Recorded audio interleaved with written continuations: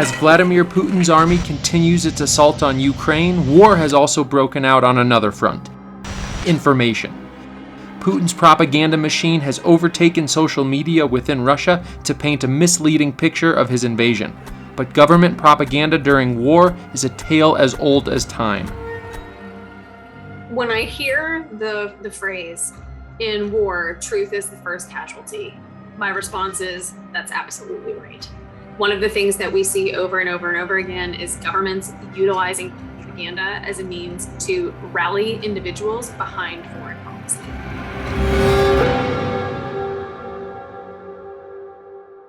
Before we dig too deep, let's define propaganda. When I'm talking about propaganda, I mean something that satisfies three different criteria. So first, it is aimed at some sort of political cause. Secondly, it is purposefully biased, misleading, or false. And third, it's bad from the perspective of the recipient in that it inhibits our ability to engage in rational decision-making. In the long term, or in the long run, propaganda can effectively undermine or erode the critical checks and balances that are so important in democratic society. Because one of the main functions of propaganda is that it limits an individual's ability to make good decisions. And so from that perspective, propaganda is incredibly dangerous in terms of eroding constitutional constraints, but also in terms of eroding liberty. You might remember that we discussed how people make decisions in our video on Austrian economics. Humans act, they drink, they move, they trade, as a way to relieve feelings of uneasiness, and we use reason to evaluate and rank different options. And in our Afghanistan fiasco video, we showed that war never works out for anyone. War inherently means destruction of capital, not to mention innocent lives. The very nature of war guarantees misery for all involved. Both videos are linked in the description. Check them out after this one.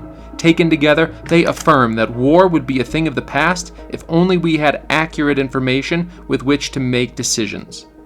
Vladimir Putin knows this, and he's scared of the truth. It's why he's banned Facebook and Twitter, and even made the word war illegal. Take it from someone who's lived it. It's also informational war happening right now in social media. I saw that there is a girl in Kharkov, and her mother lives in Moscow. And when her daughter calls her to tell her, "Mother, it's shooting, it's a war. Please believe me. Don't believe what you are hearing on your news. I'm your daughter. I'm not lying to you." And the reply was, "No, sorry, those are just dramatized videos that you guys are making. We know what's the truth, and I support our president, and this is just so wrong." Now, how is it that government's going about doing that? Things like appealing to an us versus them mentality. So it's us and our allies and our enemy and their allies. We see simple messaging. So simple signs and slogans, things that are easy for people to grasp onto. These are very, very simple ideas that, again, distill these very, very complex geopolitical issues down into something that is memorable and repeatable. We see appeals to patriotism. So again, this idea that supporting the cause is good, makes you a good citizen of your country, and not supporting these issues makes you a bad citizen or someone who is unpatriotic. It's not just Putin, though. A Ukrainian soldier who told a Russian warship to go F yourself was murdered, supposedly. The Ghost of Kyiv was a heroic Ukrainian fighter pilot, allegedly. Turns out both were mythical morale boosters. It raises the question, is it okay to lie or embellish the truth, even if it's for a good cause? When people talk about this idea of the noble lie, there's this concept that there's different kinds of truths that are appropriate for different kinds of people. If people want to think about this or read about this idea and why I think this idea of noble deception is a problem, read F.A. Hayek.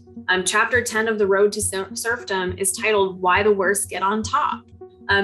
Those are the types of people who you would have to rely on to carry out this idea of a noble deception.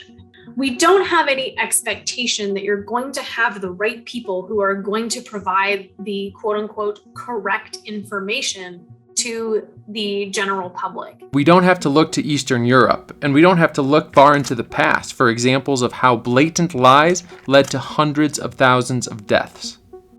There was a big push to garner popular support for the invasion of Iraq by the Bush administration. There was a discussion about things like ties between Saddam Hussein and Al-Qaeda. This was silly on its face, by the way. Saddam Hussein was a secularist, so the idea that he would have been in bed with a militant Islamic group just didn't make any sense. But then after the war, you also start seeing a different type of propaganda push, because when it became clear that it was not going to be an easy victory, when it became clear that Saddam Hussein did not in fact possess weapons of mass destruction, then you have to have a separate propaganda campaign in order to try to justify and then maintain support for the conflict. We don't have to look far either for less blatant but still dangerous mistruths, even in peacetime. A lot of the films that we consume, and not just war films, but things like Transformers or some of the cooking shows that you've watched on TV. If you've ever watched a show about modeling on TV, there's actually a pretty good chance that the Department of Defense has had input in that particular program in exchange for using Department of Defense resources. But when we're talking about the government denying support for films that want to take a more critical approach to studying or to portraying US foreign policy, or by only offering support to projects that are going to show the military in a positive light, you effectively skew the message. And you don't give people the opportunity to have or think about critically what it is that the US military or the US government is doing.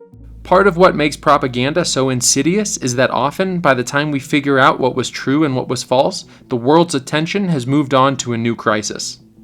One of the things that's really tricky about studying contemporary propaganda, so lots of people have been asking, well, what about what's going on now in Ukraine? Are we getting the correct information? Or what information are people in Russia getting? Or what information are people in Ukraine getting? And one of the things that's challenging about studying propaganda is that, particularly in a contemporary context, it is incredibly difficult to know what information is true and what information is false in real time.